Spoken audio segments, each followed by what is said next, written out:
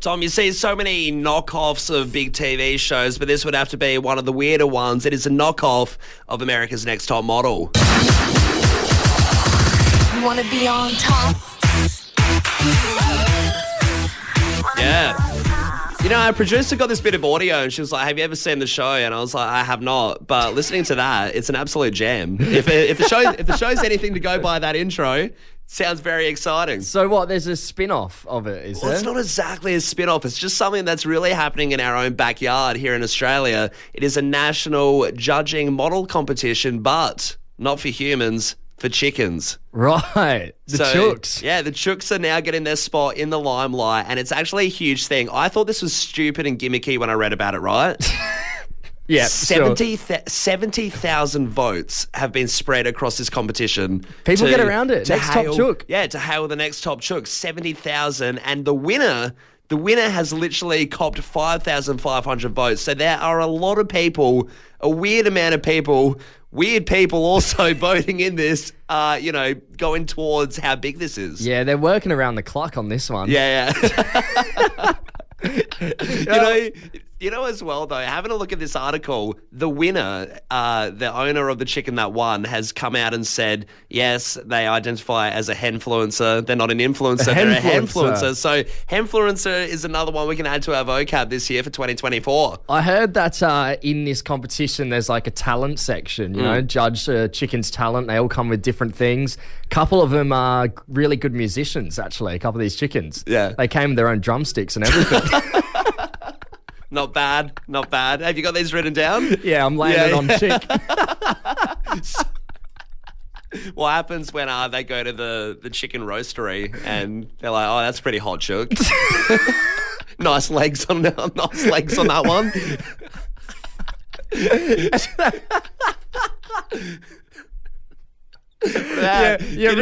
You're piquing my interest here.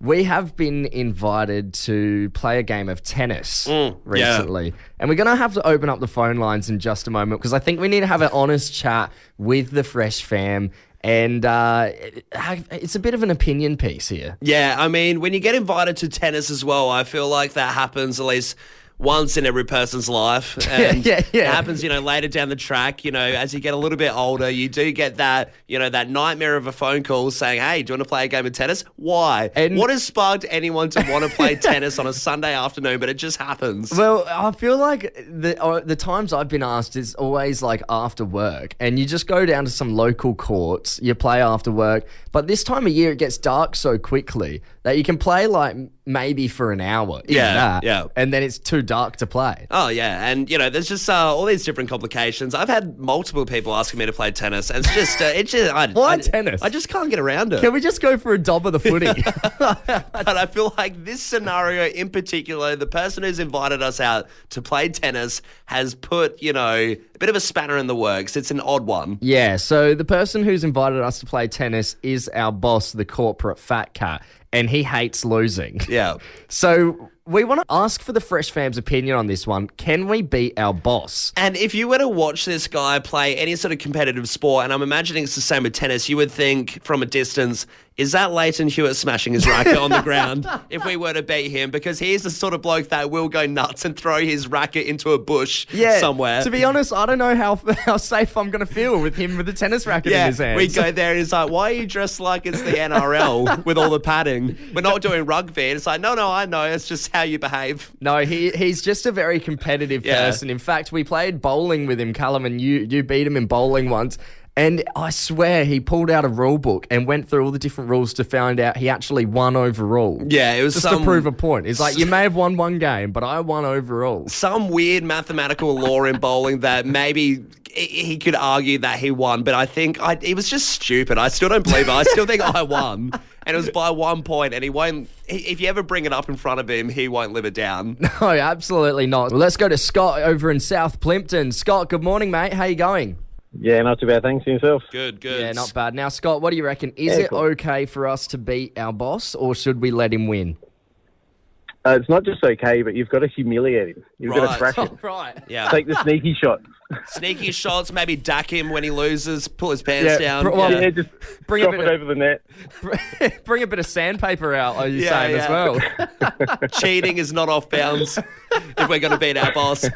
Exactly. Got to do it all. Do what it Cheers, takes. Scott. I don't. All right. Well, I'm happy with that. I'm pretty happy to embarrass the bloke. Yeah, it wouldn't be too bad. We got Dave in Smithfield. Tell us, do we beat our boss? Yeah, mate, you got to smash him hard. Smash him. Beat him like a red-headed stepchild. Right. Okay. Right, all right. Thank you, Dave. Let's wrap things up with Jaden in Virginia. Jaden, mate, good morning. Is it okay for us to beat our boss? Morning, boys. Not only is it okay, but it's absolutely fine. And I'd actually up the stakes on him and maybe play for something, lads. Play for something, right? A bit of a friendly Yeah. wager. Yeah, maybe loser buys the morning coffees for the next week, or even embarrass him some more. And one day during the work week, pick something absolutely ridiculous for him to wear to work, like a tutu or something like that. Hey, I absolutely love it, Jaden. I mean, do you have any tennis tips for us? Are you a big tennis fan? How do we crush this guy? Dirty tactics all the way. Dirty tactics. tactics. All right, That biting. seems- Turn it into a wrestling match, I reckon. Seems like everyone's everyone's way, isn't it? Everyone has it in for our boss that they've never met before. Yeah. Just cheat. Yeah. There's an architecture company called Cloud's Architecture Office that want to build a skyscraper in New York. Yeah. But with a twist. Yeah, I mean, just when you thought architects, can be a little bit wanky sometimes and, do some pretty bold designs, and you're like, it's a bit odd. This one takes the cake. Yeah, they want to build a skyscraper that dangles upside down from an asteroid in space. Yeah. You really are the most devious bastard in New York City. Well, It literally does sound like an evil villain has, plotted this Yeah. together. They're on their last stride. They want one big master plan before they go out, and it sounds insane. It's like Dr. Evil's lair. Yeah. That's his face.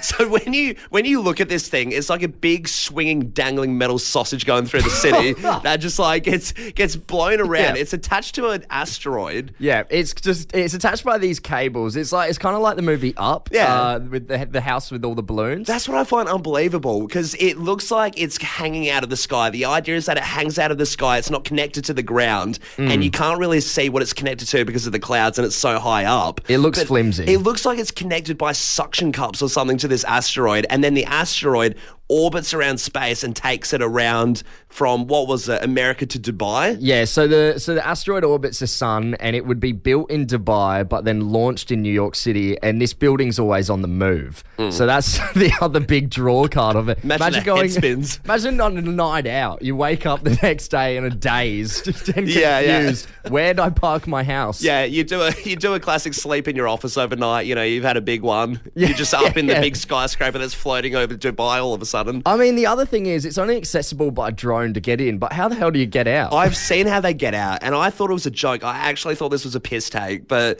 the idea is that you can only parachute out of the building. So you literally jump out of the building So you got and to be a parachute. daredevil for Yeah. the Red Bull team as Yeah. well. And what if you play you have a late night email or something, you're like, oh, I forgot to do an email. You just parachute it out. You just got your laptop as you're coming back down to earth, just smashing one out to the accounting team. Are you going to be in the office today? Nah, actually, I think I'm in Dubai. Yeah.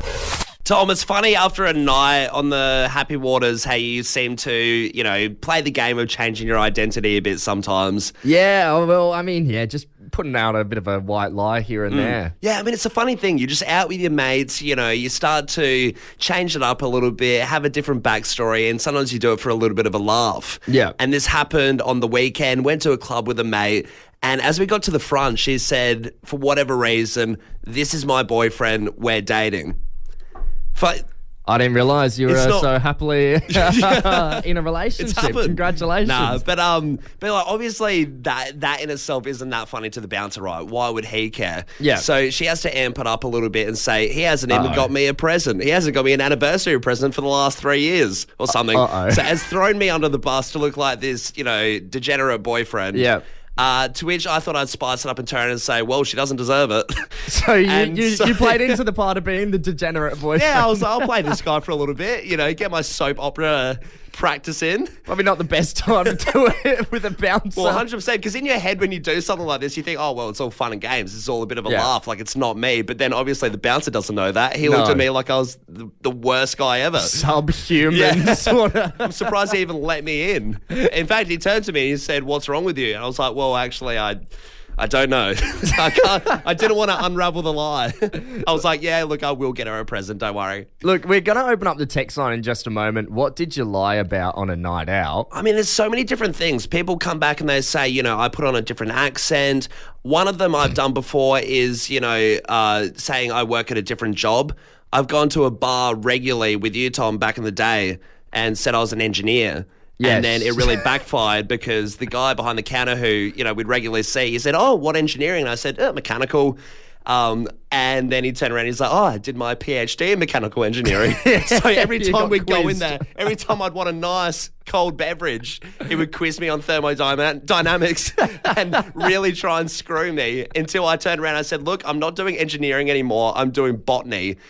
And then it was the sheer coincidence that his wife had studied botany or something in uni. So they were both putting me on the grill now for engineering and plants. Look, we're going to open up the text lines. What did you lie about on a night out? When did the happy waters just take control of you and you thought you'd spin a web of lies? People texting through right now on the text line, somebody said, fake names and fake life stories. The boys all lead with different ones depending on who we meet. Right, that's a fun one. I feel like going in a group of mates, 6 of you, and then you're just going around the room. Everyone's introducing yourself. I didn't know my friend Tony's name was actually Michael and he's an astronaut. Art Vanderlei is here. Just see what people would come out with. We got this one here. My mate lies about his job all the time because he can't be bothered explaining. Jeez, well now I want more questions. I want to know what he actually does. Yeah, is it really boring? Like, is that no, it must be really interesting, I guess. Yeah. He's getting all these questions. Yeah, you'd hope so. Another text in here. This one's a classic, I feel. My twin and I constantly swap names / lifestyles on a night out to see if my twin's boyfriend can tell the difference between us. Right, yeah. What happens if it goes a little haywire? Yeah, well, you're playing a dangerous game there. One gets a little bit flirty. I have seen a video of that, of someone's identical twin on a couch in their living room, and the boyfriend of the other one came up and was just like, well, flirty. Just starts like, rubbing her shoulders and stuff, and she was just like, this is now a bit weird. I feel like I've been burnt by that. I reckon some twins on a night out have like, not that similar thing, not saying that, but saying they're giving me different names. Playboy Callum. Hey, this is pretty cool, Tom. We got a new producer joining the ranks of Fresh 92.7. It's Bo. Good morning, Bo. How are you? How are we, guys? Very well. Now, Bo, we found out something interesting about you, and it's where you're from. Yes, Geelong. Geelong. Now, you're a Victorian. Born and bred? Yeah, born and bred. Right. So we have a bit of a healthy rivalry with you guys, right? You'd fair to say? Yeah, fair to say. And we've decided to come up with a little bit of a quiz. Now, this quiz isn't here to dupe you. It's not to make, like a Victorian not know what you're talking about, but we just want to get an understanding of what you call some terms over in Victoria and what you think we call them over here in SA, just to get a gauge of how different it actually is between the states. Yeah, I thought this might be coming. There are a few sort of things I was worried about coming over here, so all right, well, hopefully this helps you out for when you go out next time and you know all the slang words, all the South Australian colloquial terms. Yeah, it's been a rough start. Let's jump into it. All right, first question. What do you call a barbecued sausage served in a single slice of bread? Snag. Yeah. Snag. Yep. What do you think we call it here? Sausage and bread. Nah, sausage sizzle. What, just for one? Sausage sizzle's the thing. Are you going to argue with the South Australians? Probably not. But no, I do also say snag, though, to be fair. Yeah. I feel like it does go both ways a bit. That one's a bit of a loose one. Is that half a point? No, we'll see. We'll see how you're travelling by the end of it. We'll decide. Might need it. All right, next question. In Victoria, you call a smaller glass of beer a pot, right? Yep. So, do you know how to ask for a pot here in South Australia? Don't you just ask for a pot? Nah, no pots. I actually had no idea that a pot was a thing in Victoria. It's really? a schooner here. So, but isn't your glass sizes throw me? Yeah, all right. So your pot is our schooner. Your pint is our imperial pint. We have your schooner is our pint. So basically, we're just a Hang on, size you down. just did it out of order. It's confusing as hell. I don't think we should go into it because it baffles the brain. It's just a size. We're a size down. Yeah, right. But For I've everything. never heard of pop before. That's crazy. It's something. Yes, when you go in, just get a schooner. Get a schooner of beer. What do you call the place where you might buy lunch at school? Canteen. What do you think we call it here? Kiosk. Ooh, kiosk. We call it that. canteen as well. Or Yeah. tuck Oh, it's shop. the same. Yeah, same. Canteen No, or tuck shop. Thought we'd throw you with that one. Nah, we were canteen. Yeah. The schools I went to was always canteen. All right, cool. All right, Bo, I reckon you might get this one. I have hope for you here. You have a deli meat that you call Devon, right? Yeah. Do you know what we call it here? It's the smiley face meat, isn't it? That is... That is what I do call it, actually. That's what it is. There is a technical name for it in the meat world, but Yeah, it's Fritz. Nah, would not have got that. never heard Fritz. Never heard of it. Right. But you're dead on the money. We do have the smiley face Fritz. This one here. If someone kisses someone, what word do you use? I feel like this one could be anything. This is so in limbo. But what do Victorians say if you're about to kiss someone? Hook up Yeah, okay. is Victorian. Yeah. Oh, it depends. Like if you're out like at a club or something, it's a hook up. Yeah. But then if you're just going to kiss someone, you're just going to kiss someone. Kiss, right. Right, yeah, you're not animals. I was going to say, what were you Literally. going to say, Tom? What do you say? I say... See, I was going to say Mac on. See, that depends. Depends on the moment. Because that comes out of my mouth as well. Bo, we can't wait to have you here every Monday morning. And you Victorian producer. Maybe we'll have to teach you some more essay terms next week. Sounds good.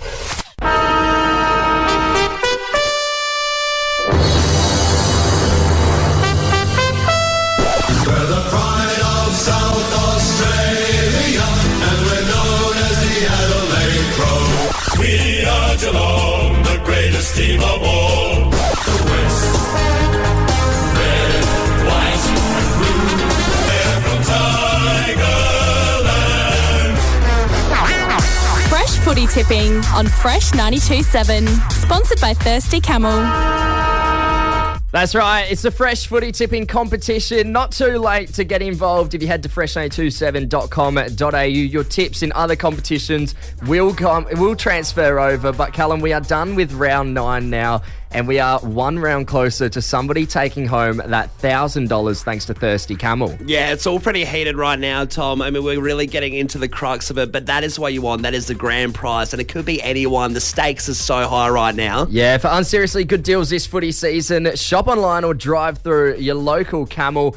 But geez, what a round of footy it was. I mean, some close games and some very not so close games. Yeah, let's get into it. Started off Thursday with Carlton beating Melbourne by 1 point. But then to get into the SA teams, Port Adelaide beat Geelong, which is huge. This? I mean, in Geelong as well, right there, over in Victoria, it was massive. So the pub was wild that we were at. We were at the Fresh Takeover Friday night. It was huge. Oh, it would have been massive because Power only won by 6 points. Yeah. Sorry.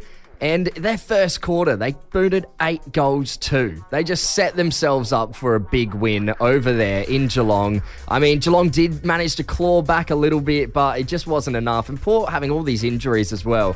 I mean, hats off to those boys. Oh, did a great job, especially considering, a bit of a letdown with the showdown, stuff like that. So they've come back very strong. Yeah, big time. Richmond Bulldogs. Bulldogs won by 91 points, smashing them. That was an absolute Huge. killing. Yeah. And then the big game as well happened yesterday. Crows taking on Brisbane here at Adelaide Oval ended in a draw, 90 points each way. There's such a weird vibe when it's a draw as well around the city. When you see all the fans, all the Crows people, it's not, doom and gloom, but there's just an air of, geez, that pisses us off a little bit. It just sucks when it's a draw. Yeah, it really does. And there's more people putting in calls to bring overtime into the home and away system. Because it's just the worst feeling. It's so lackluster. Both the teams are upset. Everyone's upset. I mean, I guess if you want to look at it from a half glass full kind of way, at least it was Mother's Day. All the mums of the players would be, well, at least it wasn't a loss. Yeah, I guess. But I don't know. I don't mind the overtime idea. And if that doesn't work, golden goal like FIFA. First person to score a goal. Last goal wins. Yeah. yeah. Could be pretty exciting. Don't mind that, actually. Hey, the ladder stands. Sydney Swans in top spot,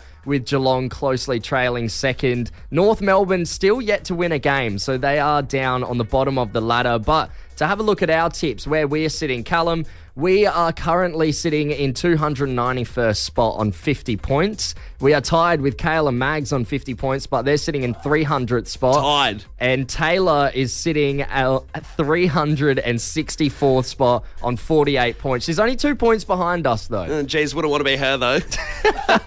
You know what, though? Don't want to be in the draw situation with Cal and Mags either, so we're going to have to claw through a bit like, We're gonna need a big round for Yeah. round 10. But shout outs to Kelly R. Yes, KR in top spot. She's been there all season. She is looking like a red hot favourite for this $1,000 thanks to Thirsty Camel. Oh, someone has to knock her off her perch. Someone has to do it. Someone has to be strong enough to beat her. Well, the top 5 spots are all tied right now on 59 points. So shout out to Zach B, Nick M, Dane S, and Courtney B as well. They're our top 5 people, all on 59 points. It is tight competition up there. Smashing it. We'll get there, though. Still plenty of time. I still have hope.